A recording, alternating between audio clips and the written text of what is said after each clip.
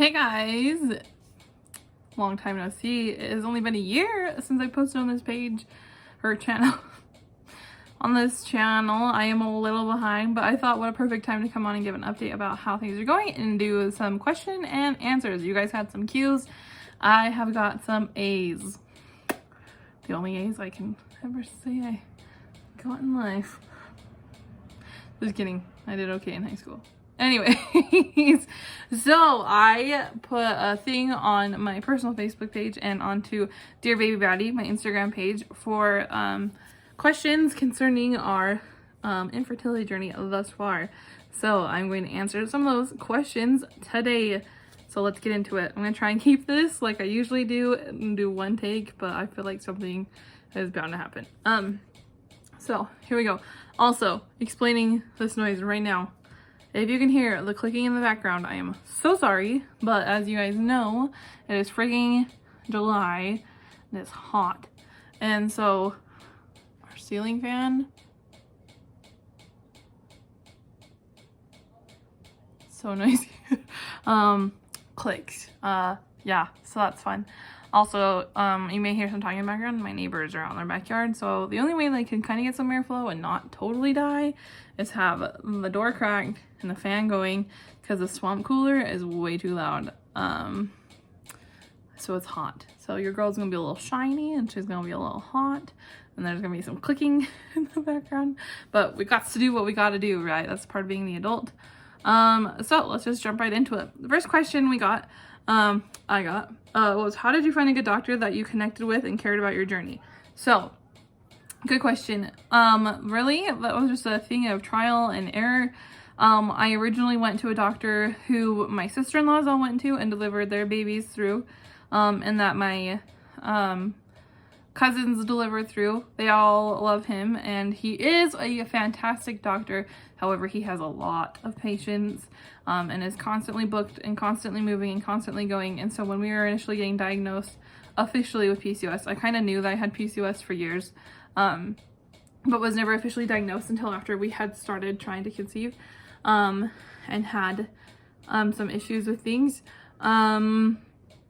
So I met this doctor, and as those of you who know, several years ago, if you've been following this journey for a little while, that I had some super bad bleeding and was just a super scary time. I was going to this doctor and could not get a hold of him, couldn't get into him. He just had so many patients that I could never hear from him, never heard from him. He wasn't available. He was in having emergency surgery, or it was a surgery day, so he wasn't in, or he was out of town. I can't remember the exact reasons as to why he couldn't talk when I was having these issues. But they ended up saying, we're so sorry, he is busy, but this doctor is available tomorrow. I live in a small town where I only have like 6 OBGYNs available. And there's 2 hospitals. The one hospital is like a 30-minute drive away. And then there's a hospital here in town. And I ended up going to see, so the doctor I was going to was at the hospital that's 30 minutes away.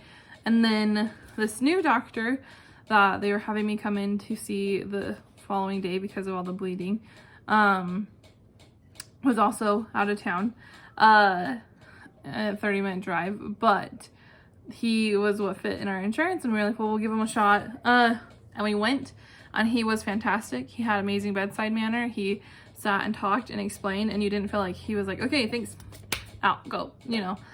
Because when we were having these issues and I was getting blood tests and things like that, my first OB wouldn't ever come out and say like, oh, you have PCOS, oh, you have this. Usually when you're PCOS, you have a high AMH level, which is your anti-Mullerian hormone. That indicates how many eggs that you have, in your ovarian reserve. Usually if you have like 8, your like levels around 7, 8, 9, you have PCOS. And my levels were at 18. And he wouldn't tell me that I had PCOS. He'd say, if you had it.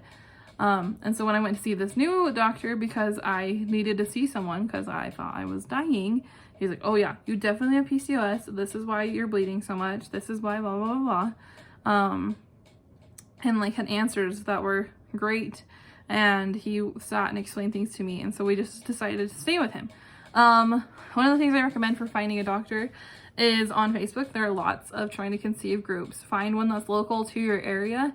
Like personally, I'm an admin for a group that's religiously affiliated to my particular religion, and trying to conceive, I admin for it. And so I have a really great group of girls that we are able to talk and discuss, and the girls on there all the time are posting like, hey, I am in the Mesa area, I'm in Gilbert, I'm in Salt Lake, I am in Boise, I'm in kind of this little area of the country, and I'm looking for an OB. Does anybody have recommendations? And people all the time are like, oh, go see this person, go see this person, they're great. So it's really just trial and error, and it's really, like, for me, like I said, there's only 6 doctors available here. If you're out in the city, there's hundreds of OBGYNs available to you. It's just finding the one that fits, but also advocating for yourself. If you have a doctor that you love, just talk to them and be like, hey, this is where we're at, this is what we're thinking.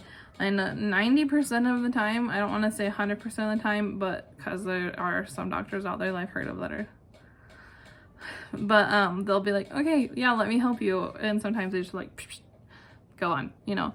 What was great about my doctor too, he told me, he's like, you know what, we live in a small town and I do not have the resources available to me that a fertility specialist does, so I can only help you to this point. I am not able to do like timed intercourse cycles, I'm not able to do IUIs, I'm not able to do IVF. So when you get to that point and you're ready to start doing anything like that, we will refer you out. So that takes me to my next question that I had, was when did you decide it was time to see a fertility specialist? Was it you, or did your OBGYN suggest it, and how did you go about that? So going in with PCOS and knowing that I have this issue, for those of you who don't know, I have polycystic ovarian syndrome. That means that my eggs do not develop to the point that they're supposed to, and they turn into cysts, and they just go out into my ovaries and line the sides of my ovaries. I do not ovulate. I do not have any cycles unless they're triggered by medication, so I'm all the time on Provera or progesterone. Medroxyprogesterone is, I believe, the off-brand name of it, just like the generic term for it. Medroxyprogesterone. But I have to go on that. So I'm constantly taking it. So if you ever need to ask anyone advice about it, I'm your girl. So my doctor knew that, and I knew that, and he told me that when we were ready for moving out to the city, if it got to that point to go, or proceeding to going to the city, not moving to the city, but going out to the Utah Fertility Center, then he would be ready to refer me whenever I was ready. But we wanted to give Clomid and Femara a few shots, or a few tries to see if it would work, see if it would progress, and it didn't. So we did end up going out, and I called my doctor and was like, hey, I am ready to go out to the fertility center, and he's like, great, let me know if you need to have a referral from me. Other than that, just give him a call. And I called, and we got in. I think it took about, I'm trying to think of when I called. I want to say I called in like May. I believe I called in May, and we were out, and our appointment was July 24th. It was Pioneer Day because we're in Utah, and that is like Utah's independence. This is the day we became a state. So we went on Pioneer Day, was our first appointment. So having a really good doctor that just cares about your fertility journey and is honest and upfront with you is great. So next question, what have you guys done thus far, and what are you going to do? So I'm trying to think. I think we've done like 3 or 4 cycles with Clomid, and then we did 3 cycles with Femara, and then we referred out to the fertility center. We had tried for about 1.5 years just naturally trying to conceive too before we did medicated cycles. And then we went out to the fertility center in July of 2019. We had our first appointment, and I went to Dr. Conway. I will say that was the doctor's name at the Utah Fertility Center because she's a little more well-known, and it doesn't pinpoint to exactly where I live. So Dr. Conway, so I went to the Utah Fertility Center with. She is amazing. For those of you who don't know, the reason why I really figured out I was diagnosed with PCOS was because I found a YouTube page 6 years ago, and it's Ellie and Jared. And Ellie has PCOS, and that's how I figured out that I had it. So shout out to Ellie and Jared for that. But Ellie and Jared went to Dr. Conway, so it was really cool for me to be able to go to Dr. Conway and meet with her and to talk to her. And she helped some people that I really look up to conceive their first child. So we did 2 timed intercourse cycles through the fertility center, and those took place in August is when we started them. And then found out that the cycle failed September, and then we started another one in October, and then found out that one failed. And then because of my mental health and where I was at that point, I decided that it was time for me to take a break because of I know you're probably like 2 cycles. Well, I had the whole entire year up to that point of having medicated cycles and things like that that had all failed. So I just decided that I needed to take a break and just let the holidays be the holidays and enjoy them. And then we found out Quinn needed back surgery. So obviously when you have back surgery, you can't do things. You cannot lift more than 10 pounds for like 5 months. And so we put a pause on it. So that is where we're at. The plan is that we are going to go back to the Utah Fertility Center in September, and hopefully do an IUI. That just depends on costs and how much money we have at that point. Right now we're currently trying to save money and do that for that occasion, but there are just things that have arose in life that are taking priority over things that we would have liked to have done. Shout out to the insurance company who is trying to just like wreck Quinn and I because they pre-approved a surgery for Quinn and want to let us go ahead with the surgery, and then contact us a month later saying that actually they're not covering the surgery anymore. So we're trying to take care of that right now. So depending on how that goes, we're hoping to go back to the Utah Fertility Center in September. Just helping explain things too, because some people think like, oh man, you sure didn't do well. If you went to the Utah Fertility Center in July, how come you only fit 2 cycles into 5 months? Well, here's the fun thing. When you have PCOS, a lot of the times you do not ovulate. And so in my experience and how my life is, this is not how everyone's is. I do not have a cycle at all unless I am medicated.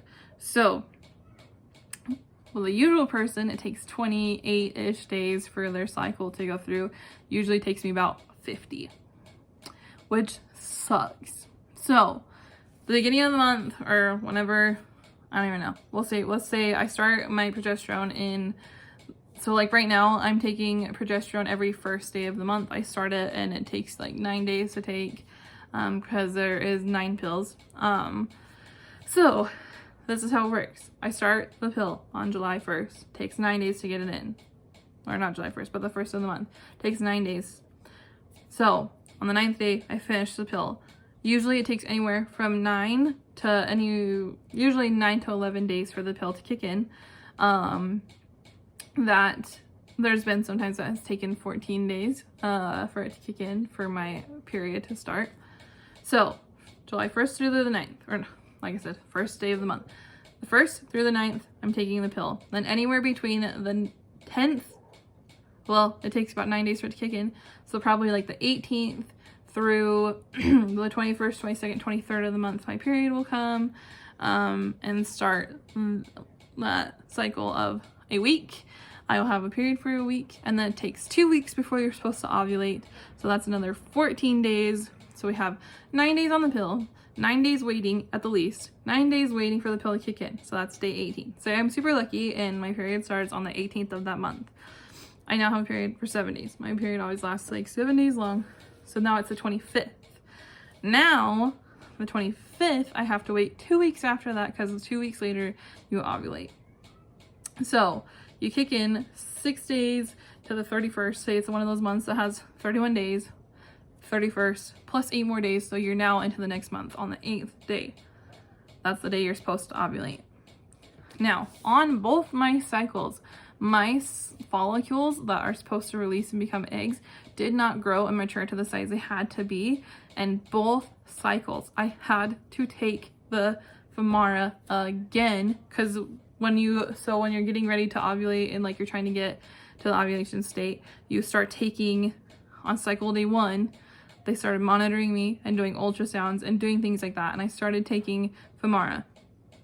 The Femara, I also took dexamethasone to help try and get my body to absorb the Femara better to make the follicles grow. It did not grow to the point they were supposed to, and I had to do Femara again for like 7 days, and I had to come back 7 days later and keep doing scans. So it would usually take 2 weeks to ovulate, would take me about 3 weeks to get to ovulate. Then when I got to that point of ovulation, and it was like, okay, those follicles are great, because you have to get your follicles to a certain size to be able to trigger them with an HCG shot, and you have to have a certain length, like width, or your lining has to be a certain like thickness, thinness, or else they won't trigger you either. So sometimes there was times that like my follicles were great, but my lining was too thick, so it wasn't gonna work. But then it ended up shedding enough, so then I did end up triggering. And so there was a couple extra days in there that they're like, well, we'll just have to wait and see. And then so on the day that they're like, okay, you're good to go, do the trigger shot. And then you have to wait 2 weeks after you do the trigger shot and do the baby dancing and all that stuff to see if you are pregnant. So all that math, what usually takes a person 28 days, like I said, usually takes me about 50-ish days. It's great. And yeah, super fun. And then when you are trying to find out whether or not you are pregnant, you have to wait, and usually it'll take, like, you have a 2-week wait that you wait to take your pregnancy test, which was always a no, so that was great. And then I'd have to go get blood work done and wait for my blood work to come back saying that I was not pregnant, even though I already knew because my tests all came back negative. Then I have to wait till those came through for either to trigger a period again with the progesterone, and yeah, back into the cycle we went. So that is why I could only fit 2 timed intercourse cycles into a 5-month period. Woo. Not even in a 5-month period. Let's see, we did August, September, October, and then we found out like Halloween that didn't work. So that was great. Halloween the beginning of November, and that's why I was like, I'm done. I'm tapping out for now. So we are hoping to go in and do an IUI. I'm sorry, I have the hiccups. My belly hurts. PCOS, I'm not supposed to be gluten or dairy, and I definitely ate some dairy today, and my belly is like super mad at me for it. So what we're planning on doing is, like I said, doing an IUI in September. And we are going to go and continue through the holidays. I am going to push through it, and we're going to get it done. Like, we're going to do the best we can. And I have said that by February, Valentine's Day of 2021, if we are not pregnant, we will begin the adoption process. Gwen and I have discussed, and we are both just not sure how we feel about IVF at this point. And we feel like there are kids out there who need to be adopted and to be loved. So it's something that we've considered even before we knew that we were gonna have a hard time trying to get pregnant. We'd considered it, so we may still even end up adopting anyways. But if we get pregnant with the IUI, we will not adopt after February. I have to sneeze. Allergies, not the COVID. But yeah, February, Valentine's Day 2021. If you have not seen a pregnancy announcement from us, plan on us adopting. Then the process for that is figuring out adoption agencies we want to go through, fundraising. We'll probably end up fundraising money to pay for the adoption fees.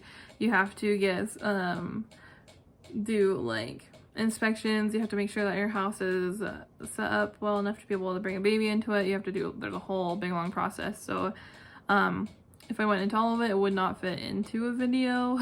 I'm already at 20 minutes and thinking like, man, it like so I may do another video talking about adoption later.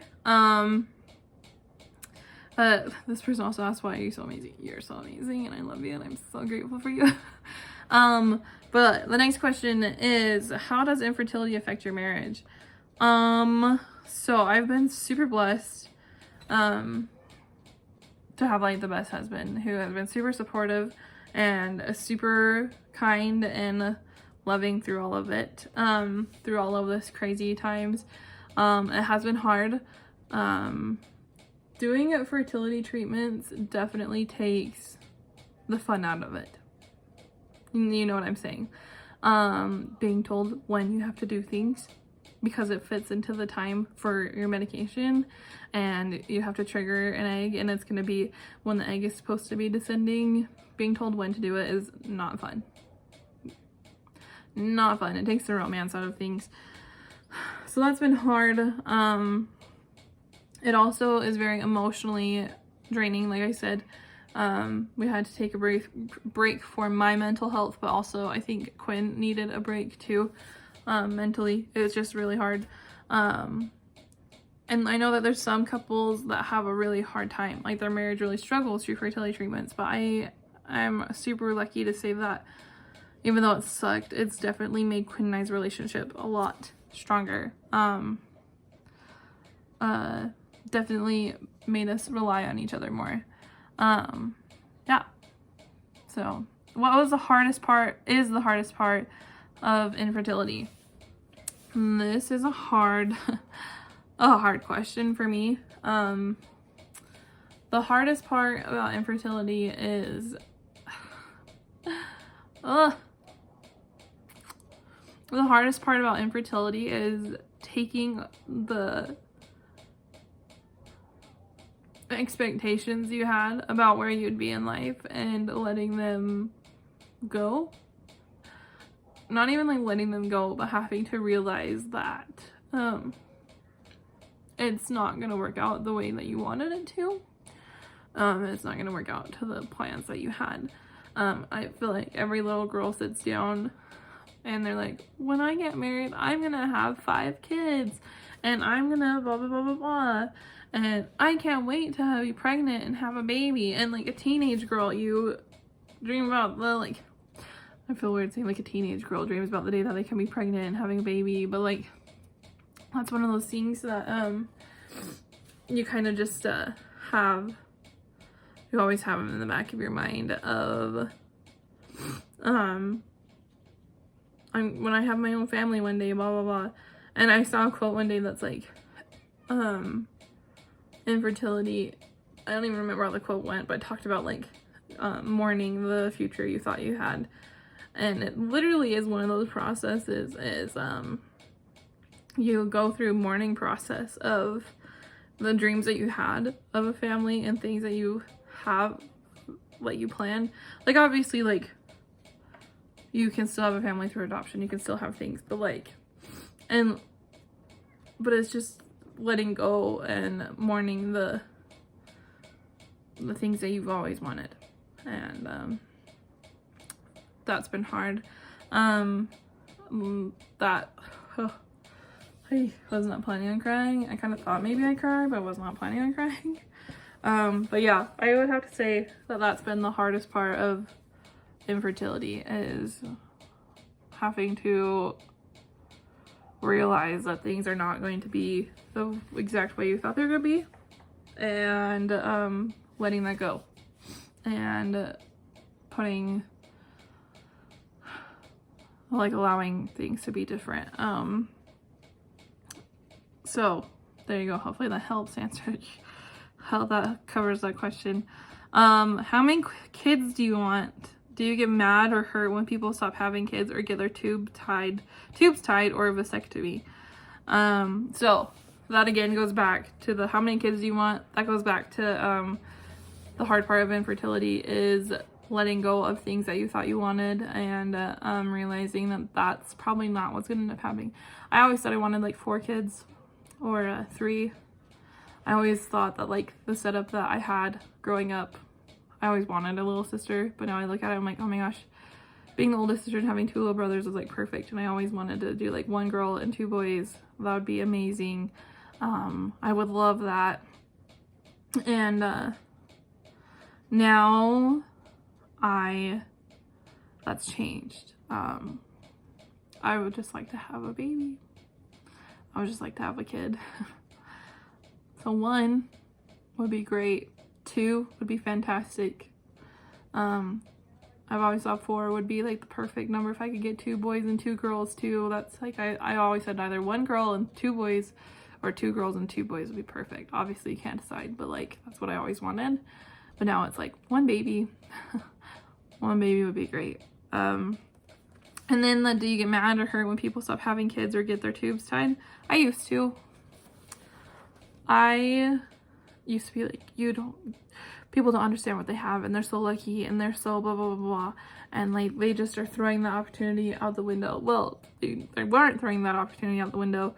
They had their family and they don't, like, they are done. They don't want any more kids, and that's their own personal choice. That is their journey, their family that they are making and creating on their own. That is their journey.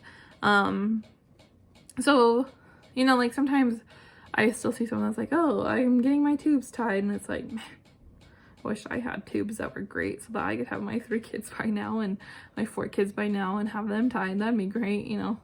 But no, I don't get upset anymore. That's one of those things that's like, I would get, like if someone was like, I'm trading my car in for a better car, or I blah blah blah am buying a different house because I don't want this house anymore. I'm like, that's so stupid. Like if I was to get upset about someone getting a different house, you know, it's their own life, their own choice. So yeah, hopefully that answers that question too. I keep being like, did I answer that question like good enough? Like, is that a good enough answer? And then let's see, does it hurt whenever someone announces that they are pregnant? Yes.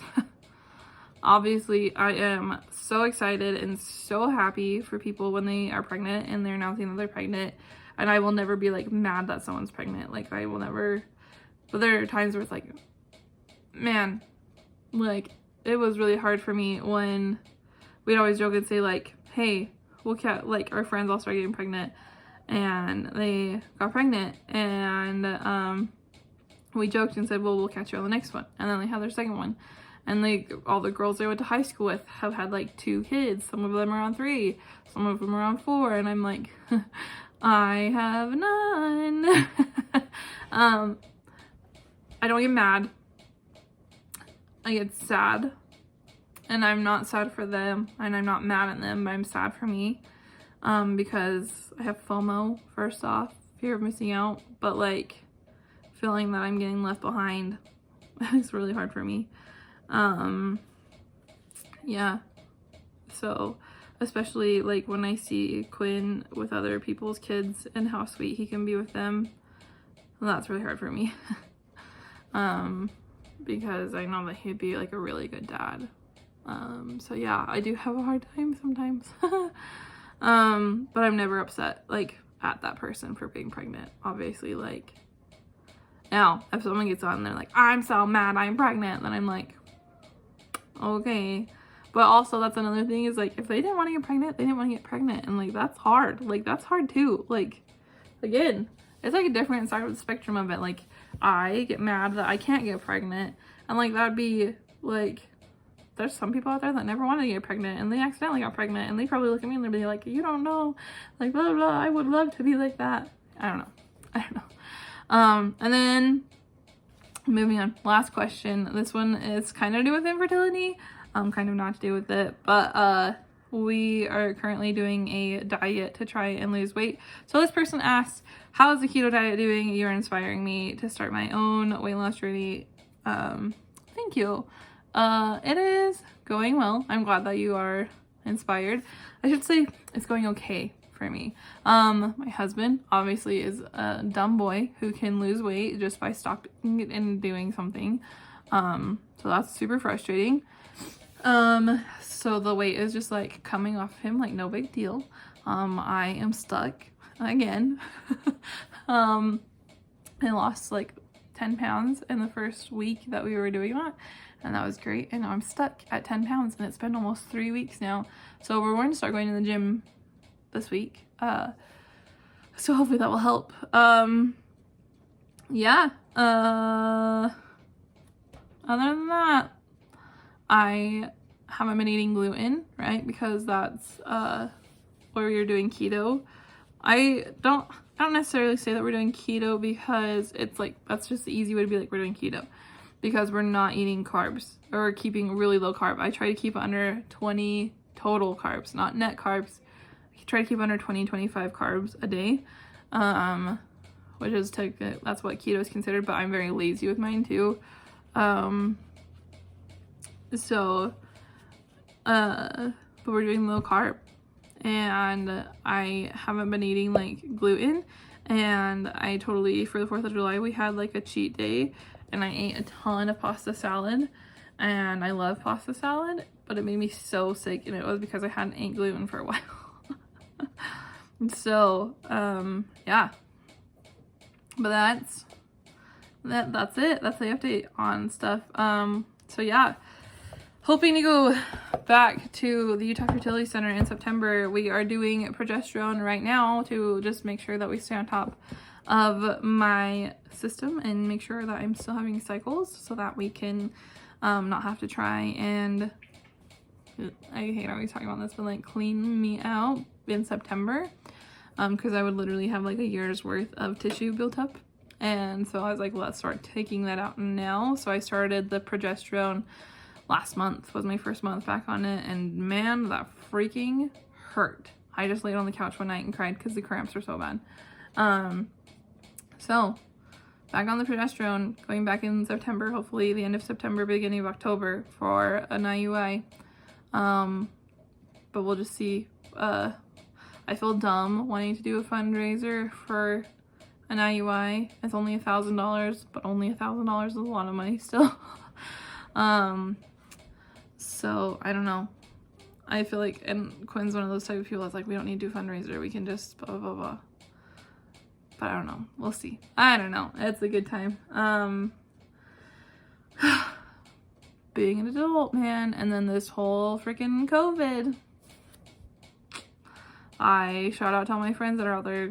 There's been a lot of people that have had to cancel their cycles and stuff because of COVID, and I'm thinking of you guys. Anyways, thanks for watching the video if you got this far. And if you are trying to conceive right now and struggling, know that you are worthy and you are perfect and you will make great parents one day.